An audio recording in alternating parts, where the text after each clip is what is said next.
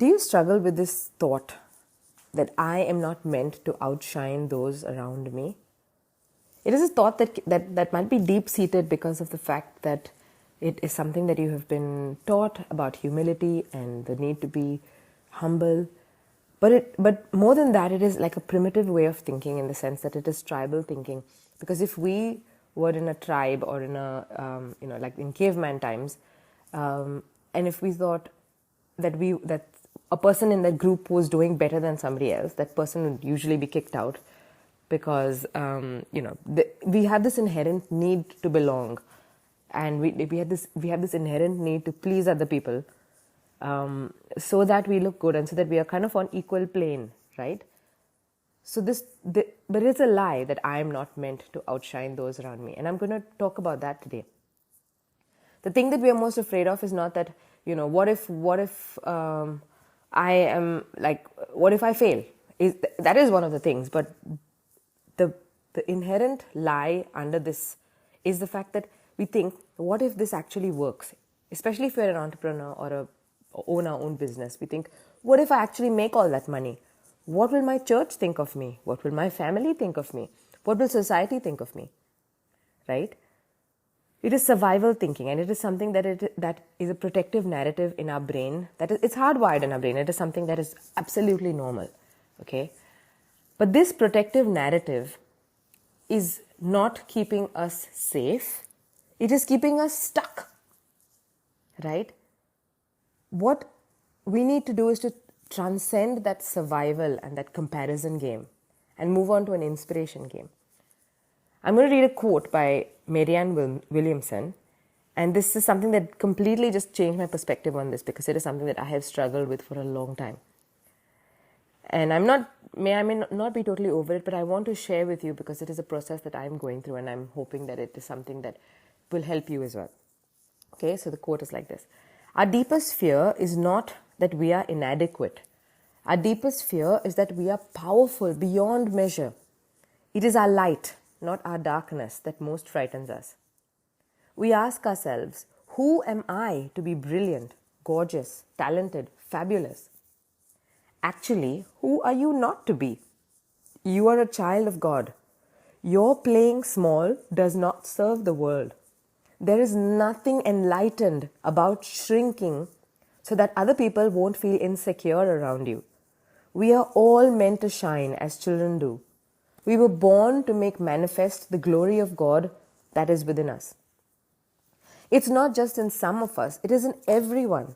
And as we let our own light shine, we unconsciously give other people permission to do the same. As we are liberated from our own fear, our presence automatically liberates others. I just burst out crying when I read that one. I had read it a while ago, but just this last week it really hit me on a different level. And this is one thing to pick up from that beautiful quote. We are all meant to shine as children do. The thing that hit me was that, because we are children of God, and now as a mom, I can understand this so much better, because when my child shines, I feel proud, and she reflects the best parts of me. It reflects her best qualities, and it makes me look good. So why wouldn't God be beaming and gushing and proud of me when I shine? He is my Father. When I shine, I reflect Him. When I shine, He shines, and He is happy for me and with me. When I live unafraid and unshrunk, I am true to who He created me to be. Living my best life means living myself large. So I want to give myself permission to go big. I'm giving myself permission right now to stumble. I'm giving myself permission to fail. I'm giving myself permission to rise up again. I'm giving myself permission to not give up. I give myself permission to succeed beyond my wildest dreams. Because I am a good person. I am a giver. I give myself permission to receive, because I am worthy of abundance. Jesus died on the cross for me so that I could live my best life, so that I could be a part of this abundance. But I'm such a people pleaser that I want to please everybody else and to kind of stay in that tribal way of thinking and to stay on level ground and not to live my best life. And I'm shrinking to myself so that I'm not making other people uncomfortable. If I look at the cross, that is an example right there of somebody who is just not like any other world's leaders or world religious leaders or anything. And you enter a church and you see Jesus on the cross, and it makes you uncomfortable if you've never actually entered a church before.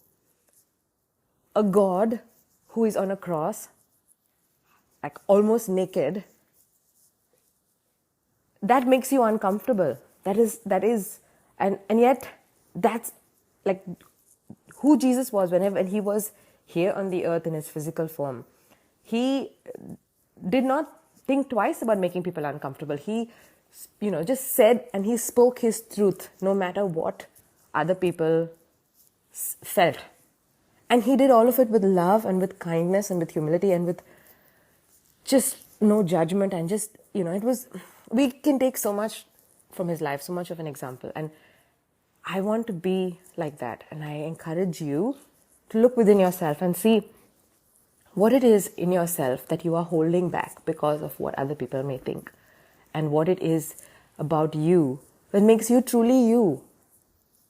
And, I want to encourage you to give yourself permission to be you, to live large, to be bold, to step out of that comfort zone, step beyond that.